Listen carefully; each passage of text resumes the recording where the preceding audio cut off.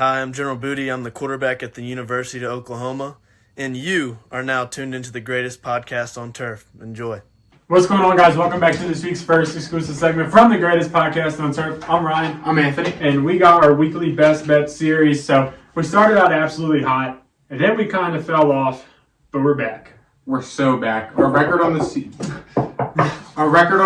is 30-24-2. Over the past 2 weeks, we are 4-1-1. No. I'm 4-1-1. You're 4-2. So that makes us 8-3-1 over the past 2 weeks. We're back, keeping it hot this week. Last week's video went crazy, so don't forget to like the video. Subscribe to the channel if you guys are new here for weekly fantasy football and best bets content. We're heating up again right at the right time. Here we go. To start us off, what do you like? Because you had two bets. 2 of your 3 I really liked. It's good. This is the only really one good I or didn't really like. bad for us. This So was the only start one out I with didn't this one. like. Start out with the 49ers -3 in Jacksonville. I understand that they are traveling across the country. I get that wholeheartedly. However, I think this is my definition of buying the dip, and that's what I'm doing right here. I am buying a team in the 49ers that haven't been playing good in the past couple of games, partially because of injuries. And I think that they're going to be back, essentially. And I think that they're going to destroy Jacksonville because people are talking about how the 49ers aren't a real football team. They're fraudulent. They're not the same as they were before. They figured out Brock Purdy. Now that he's played a full year, everybody's figured him out. And I'm not saying that Brock Purdy is, a tough, quarterback to where... Not disrespecting Brock Purdy, but I'm also not saying that they figured him out and he's going to be shut down. Trent Williams, I'm not positive if he's going to be back. Doesn't sound like it.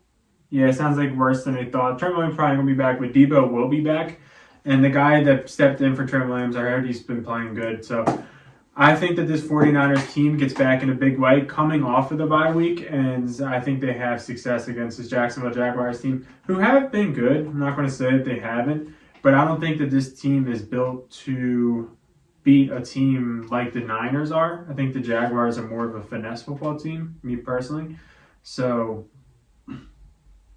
that's kind of where I'm coming from. I know that the Jags are also coming off of a bye, but I still believe in this Niners team slightly more. No, I mean, I feel you. And I think it's tough, though, just because, realistically, the game's probably going to turn to a shootout because with Debo coming back and the Jags give up a lot of passing yards a game. So it's like that's what it comes down to. So, the more I think about it, the more I don't hate it. If it goes to a shootout, it's Chase Young and Nick Bosa. I know. And yeah, I understand. I feel like it's a kind of revamped, rejuvenated 49ers Give team. me Anton Harrison pancaking both of them. I hope so, but it is what it is. Nah, my first bet of the week, I kind of took a card out of Ryan's book from earlier in the season when he was doing a lot and just picked the good teams. So, but there's a lot of points here. I took Dallas -16.5 at home versus the Giants. I look at it like this. You got a Dallas team that's pissed off that played really good football, but very undisciplined football in Philly last weekend. They're pissed off. You got the Giants that are starting Tommy DeVito behind a beaten, battered offensive line with no pass weapons. This just screams another Dallas blowout. So, I'm going to keep it short and sweet with that. I know 16.5 points might seem like a lot. But did they cover that the first game? Every single Dallas win has been by more than 16 points. I am almost positive, except for the Chargers. Every single game that the Cowboys were favored by a lot, they handled business. Yeah, they beat the Giants 40-0 week 1, 30-10. Covered. 16, no. Every single game that they have dominantly won, that they have won, they've pretty much covered 16 points. Except for one, I believe. Or they didn't cover the Jets game. Or yeah, they did. Okay, so they've covered that spread 5 times. They just didn't cover the Chargers. They've covered a 16.5 point spread 5 times this season. It's short and sweet. Dallas -16.5. Cowboys have been playing really good against bad teams, and they haven't been playing it close. They're not playing down. When they know they can smoke them, it seems like that's what they do. So I like that bet. My next bet is the Steelers -3.5. He missed. -3.5 at home against Green Bay. The Steelers are like a weird team because if you didn't know the Steelers' record and you like watch their games, you would think that this team is absolutely horrible. But they're 5-3 somehow, and they just play good football. I guess not good offensively, but good football in general. They're on a 3-week home span, which is good for them. They're not traveling at all. And the Packers team has been struggling. They suck. Essentially, Newsflash. The Packers are bad. Beat the Rams last week. You know, they brought back Aaron Jones, and I think Aaron Jones is going to be big for this team in general.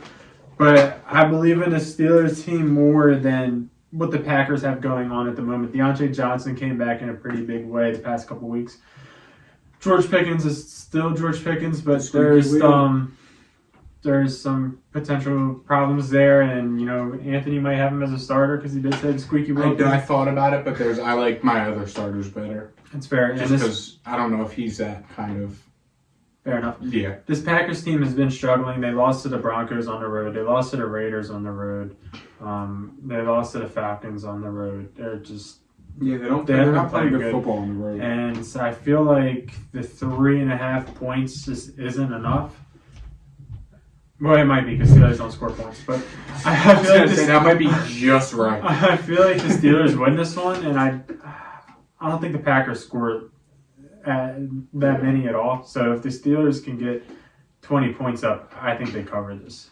Yeah, no, and that was one of the ones I like. My next best bet is this. I know this is a tough one, but I think this over-under is right at the sweet spot, and it's a Seahawks-Washington under 46. Now, the problem is Washington has covered this over 4 games this season, but Seattle's only done it once, and it was the overtime game versus Detroit. I don't like this one at all. For you, want my honest opinion? I would go over. I get it, but it's in Seattle. Weather's calling for cold, possibly rain, maybe even a tad bit of snow. I know that both of these defenses have been spotty at times, but Seattle's only gone over once. I mean, it could still be the kind of game you think it's going to be, but not going over. I mean, we saw the bad Washington defense and the bad New England defense last week, 21-17. I get it, it's New England. But Seattle doesn't go over 46 points. I think the closest they got over the one was 41. Well, Baltimore just hung up 40 on them. I get it. But again, we're talking about Sam Howell and the Commanders, not Lamar and the Ravens. I like this game going under this week. I know it's tough. Again, on my notes, I put the over-under just because it is like right in that sweet spot. I think it goes under, but if you take the over, again, like Ryan's alluding to, I wouldn't blame you. I think it goes under, especially if the weather shapes out how it's looking to be currently Wednesday at 7:10 p.m. when we're recording this. I think the Seahawks kind of roll with Washington's defense getting significantly worse after the trade deadline, and it translates into Sam Howell throwing the ball a lot.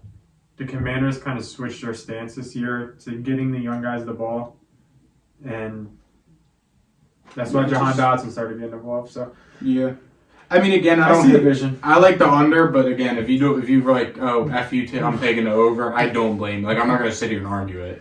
Finally, I got the Bills -7.5 at home versus the Broncos.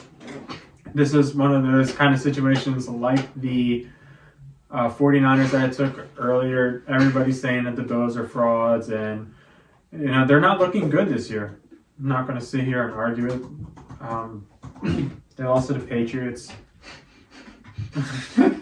That's pretty effing bad. They lost to the Patriots. They struggled against the Giants. The Jacksonville Jaguar game, I could care less because the Jaguars stayed in London, and of course they're going to win that. But the Bills haven't looked the same. And Josh Allen hasn't looked the best necessarily, and people are starting to count him out. But I'm going to go ahead and rock with him here against the Broncos. I don't believe in the Broncos as far as I can tell. And I like the Bills here at home. I think they bounce back in a big way. Yeah, and I like that one too. My last best bet of the week, I hate it because normally when I bet on these guys, they suck. But I'm taking the Saints -2.5. in Minnesota. I don't think Minnesota's that good. I think the Falcons are just bad. I mean, before Josh Dobbs came in that game last week, it was shaping up that they were going to get their asses kicked. And I get it, Josh Dobbs is getting another week of practice, but how much better does Josh Dobbs make them? The Saints are finally starting to get their footing again. The offense looks very dynamic. They're getting Taysom Hill more involved. Chris Olave's getting more involved. Derek Carr's getting healthier. They're using more than one running back in Alvin Kamara. This offense has a lot of weapons, and this defense is very good. Defense is very, very good. The Saints have a top 5 defense in the NFL. I mean, Dennis Allen is one of those coaches that... The secondary's gross. Yeah. The Saints' defense is very good, and I just don't see a world where Josh Dobbs, Alex Madison, and whoever, Addison can get it going and find a lot of success enough to beat the Saints. So I'm taking the Saints minus 2.5. That's it. This is shaping up to be like another 2 in 1 week. That's fine. Send them money. Positive. Thank you guys for watching and listening. Don't forget to cash your bets, win some money. Don't forget to subscribe, and we'll see you guys next time. See you. Peace.